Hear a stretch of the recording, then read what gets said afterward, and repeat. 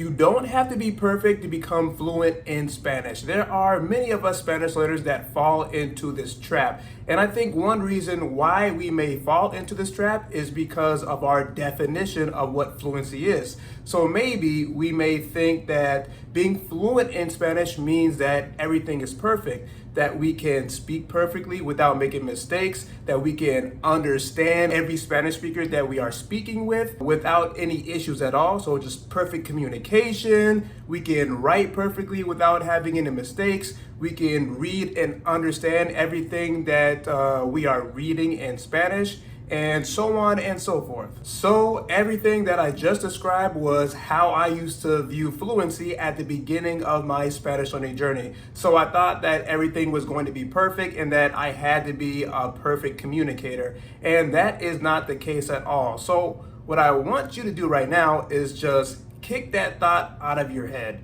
Because if you have this thought in your head that this is what fluency is in Spanish, then you could develop a lot of bad habits throughout your journey. And I don't want that to happen to you because it already happened to me, and I've already seen the negative consequences of having this type of mentality.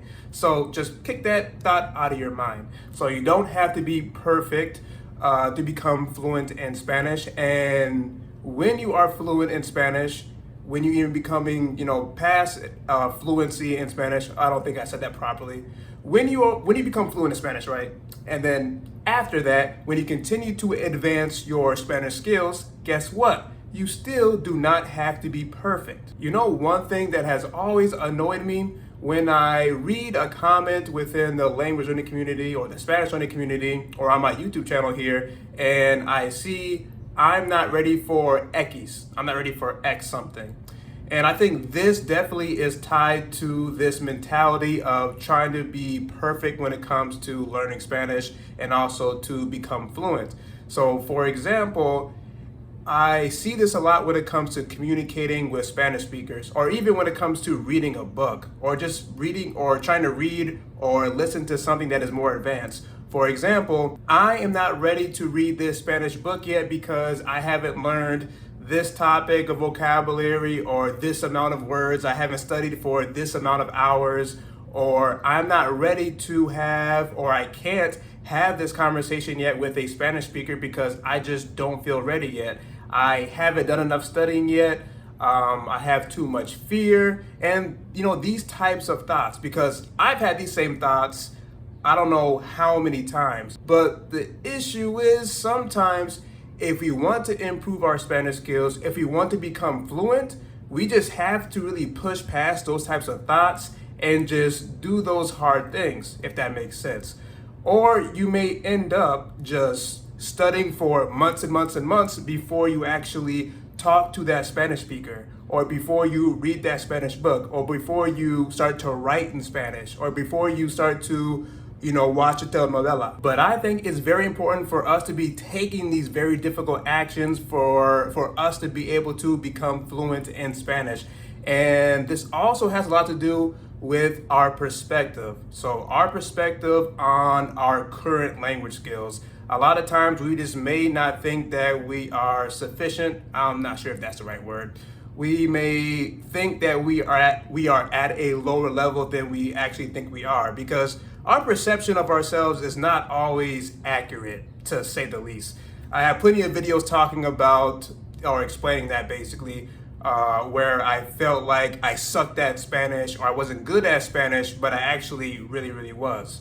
So our insecurities can get in the way, our negative mentality can get in the way of us taking those actions to help us to become fluent in Spanish. At times, we just put so much unnecessary pressure on ourselves. By the way, if you didn't know yet, I have created some great resources for all of you Spanish learners. I have 2 free PDFs, the Spanish Conversation Blueprint and the Spanish Vocabulary Blueprint, my $10 Spanish Resource Kit, and my $14.99 Spanish Vocabulary Accelerator Notion template. I'll put the links to all these resources in the description box of this video.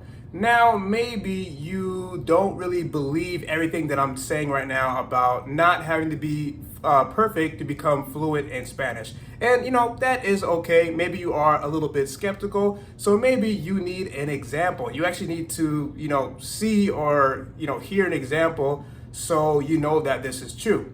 Well, thankfully, you do have a good example that is looking right at you, or looking at your screen, or looking at my screen. Something like that. You know what I'm saying? So I'm fluent in Spanish, right? But nothing that I do is perfect, because in my opinion, being perfect when it comes to a language doesn't even exist. So, for example, you can watch a lot of videos on my YouTube channel here where I am speaking Spanish. Videos, short YouTube videos or shorts, and then even on my live streams as well. And guess what? You're going to see me struggle to speak Spanish. You're gonna see me hesitate when I'm speaking Spanish. You're gonna see me fumble over my words. You're gonna hear me mispronounce Spanish words. You're going to hear me say a lot of mistakes, use the wrong words, use the wrong phrases. And if I'm talking to a Spanish speaker, you may hear me say ¿qué? Or ¿qué significa esto? Or no entiendo. So I don't understand, what did you say? Can you repeat that? Because I didn't understand everything that they were saying to me. And then same thing. So speaking, writing, definitely writing, because I don't really practice that too often. But my writing in Spanish has plenty of mistakes as well. Reading comprehension is decent. I can understand a lot of things that I read in Spanish, but I still have trouble reading a lot of the things and understanding a lot of the books that I'm reading in Spanish. So all these things can be true, but at the same time, I can still be fluent in Spanish. Because again, fluency has nothing to do with being perfect. You can still struggle, you can still make plenty of mistakes, and you can still be fluent. Right now, I could go to a Spanish-speaking country and not have to use English, which is my native language. I could speak solely in Spanish. But guess what? That does not mean that I'm going to have like a perfect time when it comes to communication. I'm going to have to ask, ¿qué es esto? ¿Qué significa esto? I'm probably going to have that, or have Spanish speakers repeat many different words and phrases that they're saying to me. And that's the way communication goes. Even when you are fluent, there are just so many things that you don't understand. And the same thing goes with my pronunciation mistakes, using the wrong words. That can still happen even if I'm in a Spanish-speaking country and I'm not using English. It's going to be hard for me to understand Spanish speakers. If I have to write something, that won't be perfect. So I'm saying all these things so you truly understand that you can make mistakes.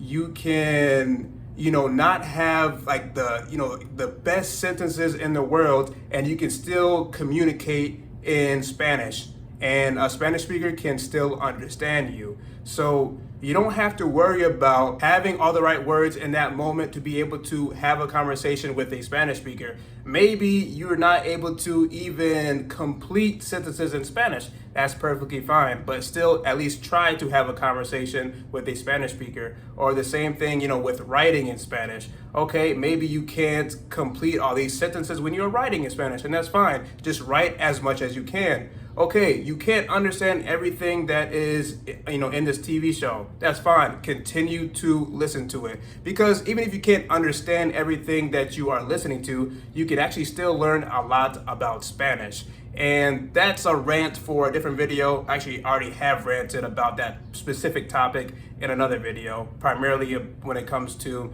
developing your pronunciation skills. But just so you're aware of all these things. And for myself, I have thought to myself so many times that, wow, I'm not fluent right now because I should have said a more advanced word, or I should have said this phrase. I had at least, 5 different pronunciation mistakes. So I'm counting how many mistakes that I'm making. And because I'm making these mistakes, I say that, or I feel very insufficient. I feel like my language skills are really low just because I made those mistakes. And again, perspective of myself, negative mentality is not the reality at times. I really hope all this makes sense, because I don't want you to fall into this trap, and I don't want your Spanish learning journey to be more stressful and to be more overwhelming and to be more confusing than it really needs to be, because I've already been through that journey, that experience already. So you don't have to experience that. So if you have any questions about this topic, please let me know in the comment section below. Now watch this next video if you would like some tips for how you can become fluent in Spanish. Nos vemos pronto.